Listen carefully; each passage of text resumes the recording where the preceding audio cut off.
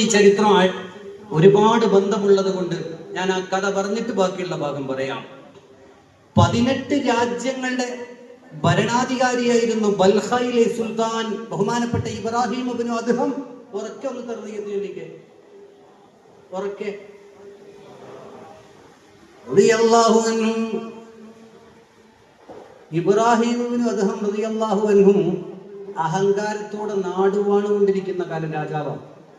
അദ്ദേഹത്തിന് അള്ളാഹുവിന്റെ ദൃഷ്ടാന്തം ഹൃദയത്തിലേക്ക് തുളച്ചു കയറാൻ തുടങ്ങി.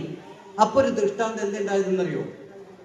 നായാട്ട് വേട്ടയാടാൻ പോയി മടങ്ങി വരുമ്പോ വീടിനകത്ത് തൂത്ത് വൃത്തിയാക്കുന്ന തൂപ്പുകാരിയായ പെൺകുട്ടി, ശ്രദ്ധിച്ചു കേട്ടോണേ, തൂപ്പുകാരിയായ പെൺകുട്ടി രാജാവും പ്രിയപ്പെട്ട പ്രിയതമയായ രാജ്ഞിയും കിടന്നുറങ്ങുന്ന ഡെള്ളപ്പിനേക്കാളല്ല ഡ്യൂറോഫ്ലെക്സിനേക്കാൾ കുഷ്യനാക്ഷനുള്ള ബെഡ്, സുഖമായി രാജാവും രാജ്ഞിയും കിടന്നിറങ്ങുന്ന ബെഡിൽ തൂപ്പുവാരിയായ ഒരു പെൺകുട്ടി കിടന്ന് സുഖമായി ഉറങ്ങുന്ന രംഗം കണ്ടപ്പോ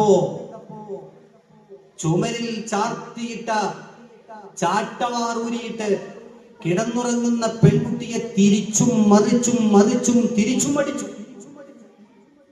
തിരിച്ചും മറിച്ചും മറിച്ചും തിരിച്ചു അടിച്ചു.